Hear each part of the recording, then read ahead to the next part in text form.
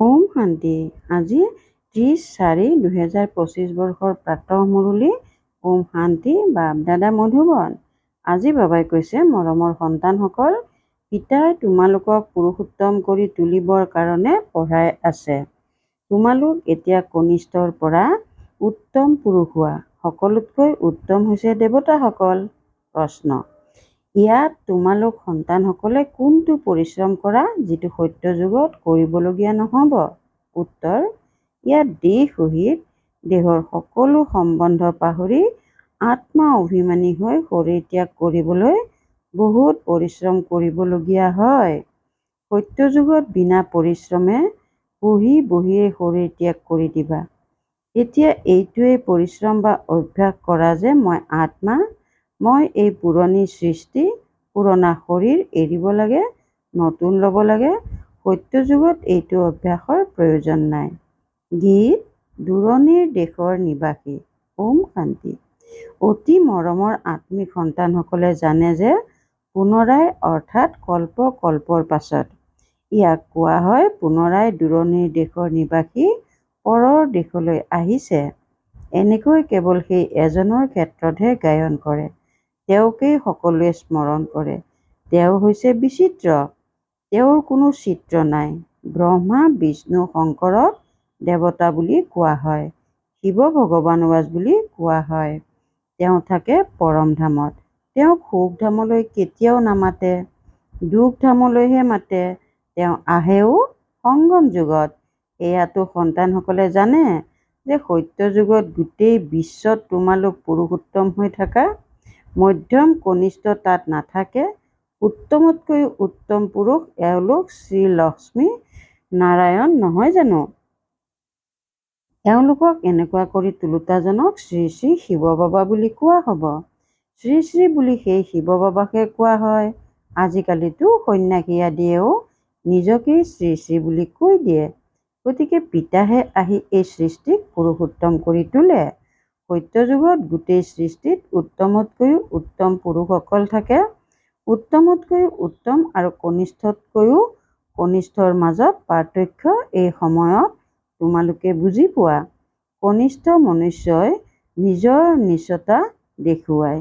এতিয়া তোমালোকে বুজি পাইছা যে আমি কি আছিলোঁ। এতিয়া পুনৰ আমি স্বৰ্গবাসী পুৰুষোত্তম হৈ আছো। এয়া হয়েই সংগম যুগ।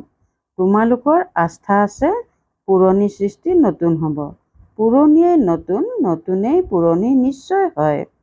নতুনক সত্য যুগ, পুৰণিক কলিযুগ বুলি কোৱা হয়। পিতা হয়েই সঁচা সোণ, সত্য কওঁতা। তেওঁক সত্য বুলি কোৱা হয়। সকলো সত্য শুনায়। এনেকৈ যি কয় যে ঈশ্বৰ সৰ্বব্যাপী, এইটো মিছা।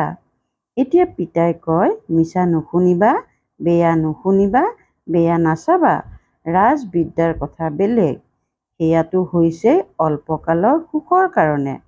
পৰৱৰ্তী জন্ম ল'লে পুনৰ নতুনকৈ পঢ়িব লাগিব। সেয়া হৈছে অল্পকালৰ সুখ। এয়া হৈছে 21 জন্ম। 21 প্ৰজন্মৰ কাৰণে। বৃদ্ধ অৱস্থালৈকে প্ৰজন্ম বুলি কোৱা হয়। তাত কেতিয়াও অকাল মৃত্যু নহয়। ইয়াত চোৱা কেনেকৈ অকাল মৃত্যু হৈ থাকে। জ্ঞান মাৰ্গততো মৃত্যু হৈ যায়। তোমালোকে এতিয়া কালৰ ওপৰত বিজয়ী হৈ আছা। এইটো জানা যে সেয়া হৈছে অমৰ লোক, সেয়া হৈছে মৃত্যু লোক। তাততো যেতিয়া বৃদ্ধ হয় তেতিয়া সাক্ষাৎকাৰ হয়, মই এই শৰীৰ ত্যাগ কৰি গৈ শিশু হ'মগৈ। বৃদ্ধাৱস্থা পূৰা হ'ব আৰু শৰীৰ ত্যাগ কৰিম। নতুন শৰীৰ পালে সেয়াতো ভালেই নহয় জানো? বহি বহি আনন্দেৰে শৰীৰ ত্যাগ কৰি দিয়ে। ইয়াতো সেইটো অৱস্থাত থাকি শৰীৰ ত্যাগ কৰিবৰ কাৰণে পৰিশ্ৰম কৰিবলগীয়া হয়। ইয়াৰ পৰিশ্ৰম তাত আকৌ গতানুগতিক কথা হৈ যায়। ইয়াত দেহ সহিত যি কিছু আছে সকলো পাহৰি যাব লাগে। নিজক আত্মা বুলি বুজিব লাগে। এই পুৰণি সৃষ্টি এৰিব লাগে, নতুন শৰীৰ ধাৰণ কৰিব লাগে। আত্মা শত্ৰুপ্ৰধান হৈ থকা বাবে সুন্দৰ শৰীৰ পালা। আকৌ কামচিতাত বহাৰ কাৰণে কলাত তমোপ্ৰধান হৈ গ'লা। গতিকে শৰীৰো শ্যাম বৰণীয়া পোৱা। সুন্দৰৰ পৰা শ্যাম হৈ গ'লা।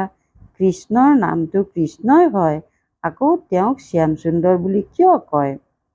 চিত্ৰবোৰতো কৃষ্ণৰ শ্যামসুন্দৰ বৰণীয়া কৰি দিয়ে, কিন্তু অৰ্থ বুজি নাপায়। এতিয়া তোমালোকে বুজি পোৱা শতপ্ৰধান আছিল বাবে সুন্দৰ আছিল, এতিয়া তমোপ্ৰধান শ্যাম হৈ গ'ল। শতপ্ৰধানক পুৰুষোত্তম বুলি কোৱা হ'ব, তমোপ্ৰধানক কনিষ্ঠ বুলি কোৱা হ'ব। পিতাটো সৰ্বদা পবিত্ৰ, তেওঁ আহেই পবিত্ৰ কৰি তুলিবলৈ। পথিক নহয় জানো? কল্পই কল্পই আহে, নহ'লেনো পুৰণি সৃষ্টি কোনে নতুন কৰি তুলিব? এইখনতো পতিত শ্ৰী শ্ৰী সৃষ্টি।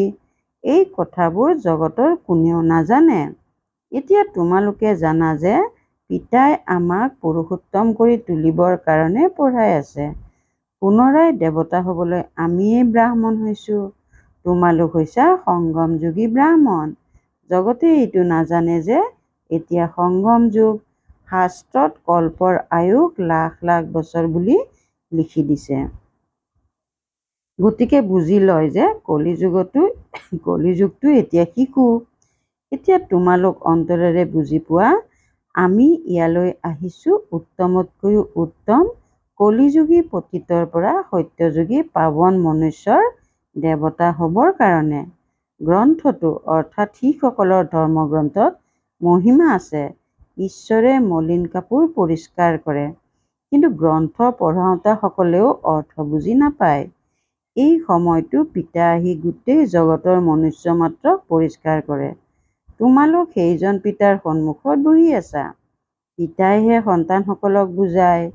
এই ৰচয়িতা আৰু ৰচনাৰ জ্ঞান আন কোনেও নাজানেই। পিতাহে জ্ঞানৰ সাগৰ হয়।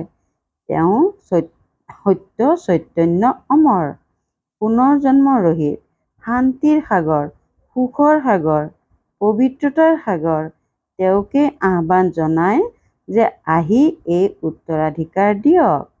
তোমালোকক এতিয়া পিতাই 21 জন্মৰ কাৰণে উত্তৰাধিকাৰ দি আছে। এয়া হৈছে অবিনাশী পঢ়া। পঢ়াওঁতাজনো অবিনাশী পিতা। আধা কল্প তোমালোকে ৰাজ্য প্ৰাপ্ত কৰা, পুনৰ ৰাৱণ ৰাজ্য হয়। আধা কল্প হৈছে ৰাম ৰাজ্য, আধা কল্প হৈছে ৰাৱণ ৰাজ্য। প্ৰাণতকৈও প্ৰিয় একমাত্ৰ পিতাই হয়, কিয়নো তেওঁৱেই তোমালোক সন্তানসকলক সকলো দুখৰ পৰা মুক্ত কৰি অপাৰ সুখত লৈ যায়। তোমালোকে নিশ্চয়তাৰে কোৱা, তেওঁ আমাৰ প্ৰাণতকৈও প্ৰিয় পাৰলৌকিক পিতা। প্ৰাণ বুলি ক'লে আত্মাক কোৱা হয়।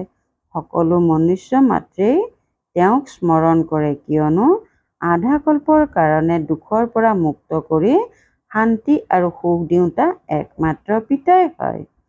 তেন্তে প্ৰাণতকৈও প্ৰিয় নহ'ল জানো? তোমালোকে জানা যে সত্যযুগত আমি সৰ্বদা সুখী হৈ থাকোঁ, বাকী সকলো শান্তিধামলৈ গুচি যাব। পুনৰ ৰাৱণ ৰাজ্যত দুখ আৰম্ভ হয়। দুখ আৰু সুখৰ খেল। মনুষ্যই ভাবে ইয়াতেই এতিয়াই সুখ, এতিয়াই দুখ, কিন্তু নহয়। তোমালোকে জানা স্বৰ্গ বেলেগ, নৰক বেলেগ। স্বৰ্গৰ স্থাপনা পিতা ৰামে কৰে, নৰকৰ স্থাপনা ৰাৱণে কৰে, যাক বছৰে বছৰে জ্বলায়। কিন্তু কিয় জ্বলায়? কি বস্তু? একোৱেই নাজানে। কিমান খৰচ কৰে, কিমান কাহিনী বহি শুনায়। ৰামৰ সীতা ভগৱতীক ৰাৱণে লৈ গ'ল। মনুষ্যও ভাবে এনেকুৱা হৈছিল চাগৈ। এতিয়া তোমালোকে সকলোৰে বৃত্তিক জানা, তোমালোকৰ বুদ্ধিত এই জ্ঞান আছে। গোটেই বিশ্বৰ ইতিহাস ভূগোল কোনো মনুষ্য মাত্ৰেই নাজানে, পিতাইহে জানে। তেওঁক সৃষ্টিৰ ৰচয়িতা বুলিও কোৱা নহয়। সৃষ্টিটো আছেই, পিতা আহি কেৱল জ্ঞান দিয়ে যে এই চক্ৰ কেনেকৈ ঘূৰে। ভাৰতত এই লক্ষ্মী নাৰায়ণৰ ৰাজ্য আছিল, আকৌ কি হ'ল? দেৱতাসকলে কাৰোবাৰ লগত যুদ্ধ কৰিলে জানো? কোনো যুদ্ধ কৰা নাই। আধা কল্পৰ পাছত ৰাৱণ ৰাজ্য আৰম্ভ হোৱাৰ কাৰণে দেৱতাসকল বাম অৰ্থাৎ বিকাৰী মাৰ্গত গুচি যায়। বাকী এনেকুৱা নহয় যে যুদ্ধত কোনোবাই হৰুৱালে। সৈন্য সামন্ত আদিৰ কোনো কথাই নাই। যুদ্ধৰ দ্বাৰা ৰাজ্য নলয়, নতুবা হেৰুৱায়। এয়াতো যুগত থাকি পবিত্ৰ হৈ পবিত্ৰ ৰাজ্য তোমালোকে স্থাপনা কৰা। বাকী হাতত কোনো বস্তু নাই। এয়া হৈছে দৈত্য অহিংসা। এটা হৈছে পবিত্ৰতাৰ অহিংসা। দ্বিতীয়তে তোমালোকে কাকো দুখ নিদিয়া। সকলোতকৈ ডাঙৰ হিংসা হৈছে কাম কটাৰীৰ, যিয়ে আদি মধ্য অন্ত দুখ দিয়ে। ৰাৱণৰ ৰাজ্যতহে দুখ আৰম্ভ হয়। বেমাৰবোৰ আৰম্ভ হৈ যায়। কিমান অনেক বেমাৰ আছে, অনেক প্ৰকাৰৰ ঔষধ ওলাই থাকে। ৰোগী হৈ গ'ল নহয়। তোমালোকে এই যোগ বলৰ দ্বাৰা 21 জন্মৰ কাৰণে নিৰোগী হৈ যোৱা। তাত দুখ বা বেমাৰৰ নাম চিহ্ন নাথাকে। তাৰ বাবে তোমালোকে পঢ়ি আছা। সন্তানসকলে জানে যে ভগৱানে আমাক পঢ়াই ভগৱান ভগৱতী কৰি গঢ়ি আছে। পঢ়াও কিমান সহজ। আধা ঘণ্টা বা 45 মিনিটত গোটেই সৃষ্টি চক্ৰৰ জ্ঞান বুজাই দিয়ে। 84 জন্মও কোনে কোনে লয় সেয়া তোমালোকে জানা। ভগৱানে আমাক পঢ়ায়। তেওঁ হয়েই নিৰাকাৰ। তেওঁৰ প্ৰকৃত নাম হৈছে শিৱ। কল্যাণকাৰী হয় নহয়। সকলোৰে কল্যাণকাৰী, সকলোৰে সদ্গতিদাতা হৈছে উচ্চতকৈও উচ্চ পিতা। উচ্চতকৈও উচ্চ মনুষ্য কৰি তোলে।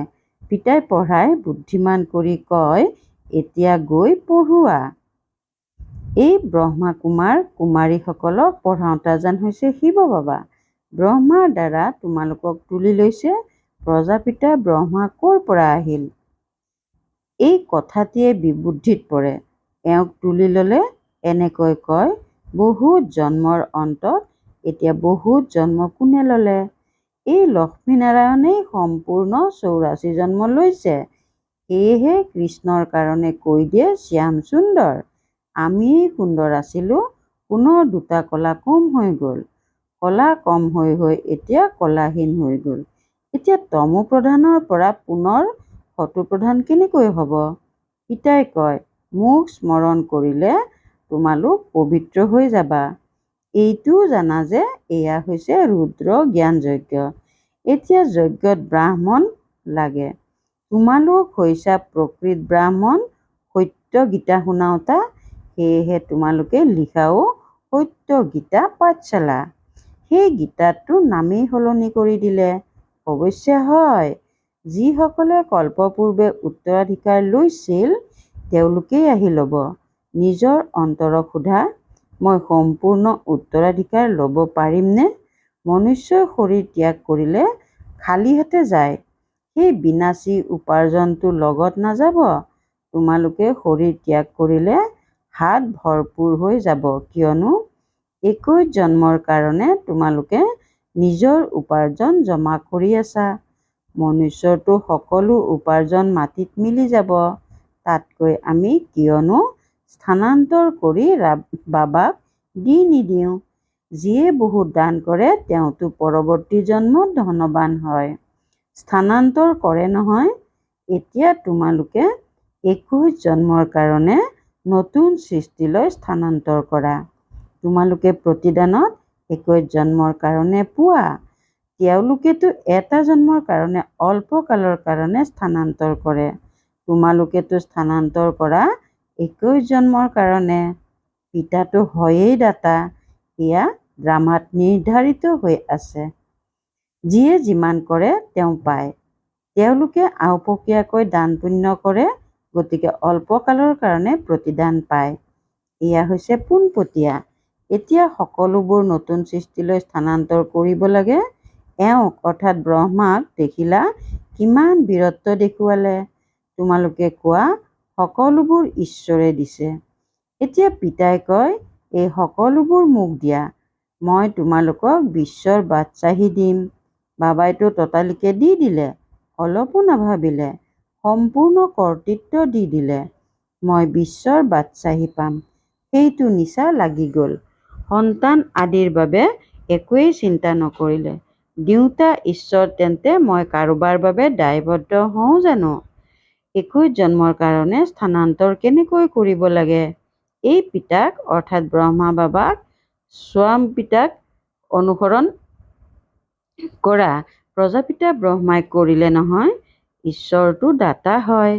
তেওঁ এওঁৰ অৰ্থাৎ ব্ৰহ্মাৰ দ্বাৰা কৰালে। তোমালোকেও জানা আমি পিতাৰ পৰা বাদশ্বাহী ল'বলৈ আহিছোঁ। দিনে প্ৰতিদিনে সময় কমি গৈ থাকে। আপদ এনেকৈ আহিব, কথাই নুসুধিবা। বেপাৰীসকলৰ শ্বাসটো অৰ্থাৎ প্ৰাণটো মুঠিতেই থাকে, কোনো গণ্ডগোল যাতে নহয়। চিপাহীৰ মুখ দেখি মনুষ্য বেহুজ হৈ যায়। আগলৈ গৈ বহুত অশান্ত কৰিব। সোণ আদি একোৱেই ৰাখিবলৈ নিদিব। বাকী তোমালোকৰ ওচৰত কি থাকিব? পইচাই নাথাকিব যে কিবা কিনিব পাৰিবা। নোট আদিও নচলিব। ৰাজ্য সলনি হৈ যায়। অন্তিমত বহুত দুখী হৈ মৰিব। বহুত দুখৰ পাছত আকৌ সুখ হ'ব। এয়া হৈছে অনাহকতে তেজৰ খেল। প্ৰাকৃতিক দুৰ্যোগো হ'ব। ইয়াৰ আগতেই পিতাৰ পৰা সম্পূৰ্ণ উত্তৰাধিকাৰ লৈ ল'ব লাগে। লাগিলে ঘূৰা ফুৰা কৰা, কেৱল পিতাক স্মৰণ কৰি থাকা, তেতিয়া পবিত্ৰ হৈ যাবা। বাকী আপদটো বহুত আহিব, বহুত হাই হাই কৰি থাকিব। তোমালোক সন্তানসকলে এতিয়া এনেকুৱা অভ্যাস কৰিব লাগে যাতে অন্তিম সময়ত একমাত্ৰ শিৱ বাবাহে স্মৃতিত থাকে। তেওঁৰ স্মৃতিতহে থাকি শৰীৰ এৰা আৰু কোনো মিত্ৰ সম্বন্ধীয় আদি যাতে স্মৃতিলৈ নাহে, এইটো অভ্যাস কৰিব লাগে। পিতাকহে স্মৰণ কৰিব লাগে আৰু নাৰায়ণ হ'ব লাগে। এইটো অভ্যাস বহুত কৰিব লাগে, নহ'লে বহুত অনুতাপ কৰিব লাগিব।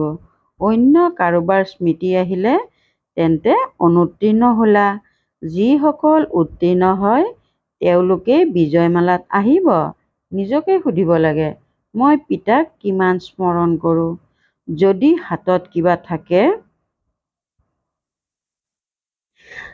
হাতত কিবা থাকে তেন্তে সেয়া অন্তিম সময়ত স্মৃতিলৈ আহিব। হাতত যদি একো নাথাকে স্মৃতিলৈও নাহিব। পিতাই কয়, মোৰ লগততো একোৱেই নাই, এয়া মোৰ বস্তু নহয়। সেই জ্ঞানৰ সলনি এয়া লোৱা, তেন্তে 21 জন্মৰ কাৰণে উত্তৰাধিকাৰ পাই যাবা। নহ'লে স্বৰ্গৰ উত্তৰাধিকাৰ হেৰুৱাই পেলাবা। তোমালোক ইয়ালৈ আহিছাই পিতাৰ পৰা উত্তৰাধিকাৰ ল'বলৈ। পবিত্ৰটো নিশ্চয় হ'ব লাগে, নহ'লেতো শাস্তি খাই হিচাপ নিকাচ নিষ্পত্তি কৰিব লাগে।